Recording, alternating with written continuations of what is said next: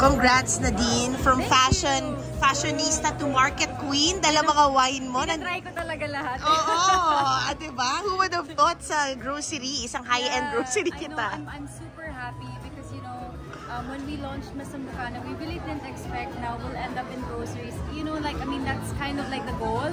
Pero we didn't expect it to happen this fast. Yeah! Last year, so I know. things are happening so fast for Masambucana and I'm really grateful. And masarap siya, ha? Yes, I mean, oo nga, parang may hit na nga ako, nainitan na ako. Pero, I mean, it's really for the Filipino palate, and that's what we experience. Buti nga may pakeso ka pa para na-gets namin yung... Para sa inyo lang yung keso. Oy, talaga. No, Thank you. I guess just a bit of, magkukwento na lang ako just to give a bit of context. So, my partners kasi, they're both French.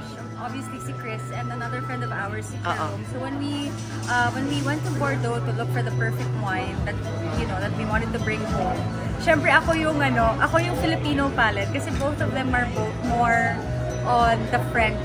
You know, French palate sila eh. So ako yung gusto ko ng sweet, gusto ko ng fruity, and you know, that's what Filipinos love. Parang set ka na for life, Nadine, no? Hindi naman. Oo, di ba? Parang may negosyo ka na, hit movies, Fama's Best Actress. Hindi naman set for life. MMFF. I guess ako lang din. As, you know, I love working. I love exploring new things. I love like trying out new things, like especially now, like I guess I'm delving more into business. So it's fun for me. Wait, are you going to Fashion Week? I don't know yet. I'm still gonna figure it out, but let's see.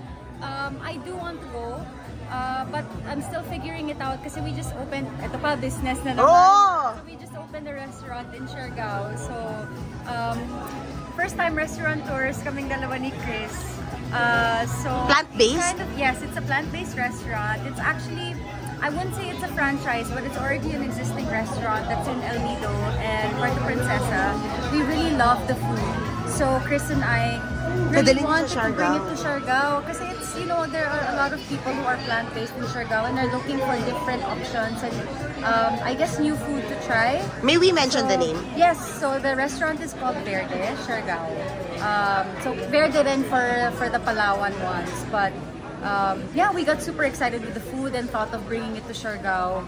So, yun, first time restaurant tours kami and we're figuring out a lot of things. Grabe! And so, wait, in terms of movies, so wala ka munang taping, wala ka munang filming, because you also wrapped with direct mic, tas hindi pa lumalabas, di ba? I know, we're still waiting. I don't really know what the update on that is, but definitely this year it will be, you know, they will give us more updates. Ako lang hindi lang ako sure just because I'm so busy with other stuff. But a lot of people, a lot of houses are pitching. But you know, it's all about finding the right timing and finding the right project. Speaking of, buti naalala ko na sinabi mo a lot of people are pitching because may nag-leak na mag-assign ka raw with ABS-CBN. Ang dami namang nag-leak, guys. Kahit pagbuntis ako, nag-leak. Wait, parang hindi naman. Yeah, but we'll see.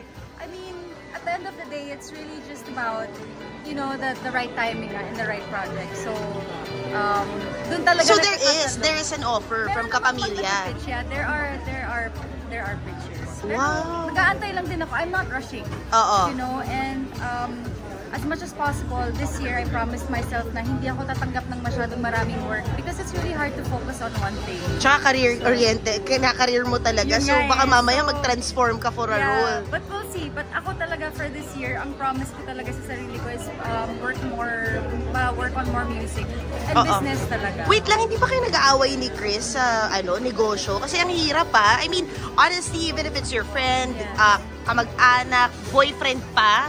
You know what, surprisingly nga, hindi kami nag-aaway. I think we both agree in a lot of things.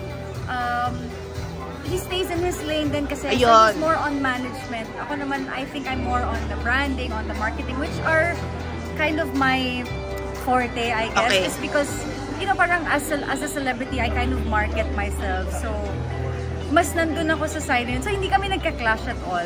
Last, what's this? Dito, it's 1 year already. You have a hotel. You're doing, I mean, si Chris, yes, di ba? Ayun. Gusto ko lang naman linawin. Malay mo, conjugal. Gusto ko yun, maka-conjugal na, di ba? No. Siyempre, hindi pa. But, what was your learning curve sa negosyo? Yung tipong baka lang matuto kami. 'Di ba? Yung tipong ano yung, because this is 1 year in. Of course, it's not an easy road in any business. Ano yung iniisip mo na tipong sana I improved on this early on para maiwasan ng iba? Get the right people to work on your team. It's really that. Kasi sometimes, you know, pag gusto mo lang kumuha ng whoever na lang na hindi naman expertise, magkaka-problems kayo eh. Tapos mahirap yung papalit-palit ng employees. At least, you know, when you wanna get someone na para ano na siya, what do you call it? Para hindi ka na, how do I say it? Para yung trabaho is consistent na tsaka maayos na. Kasi if you're gonna try and train someone, which was my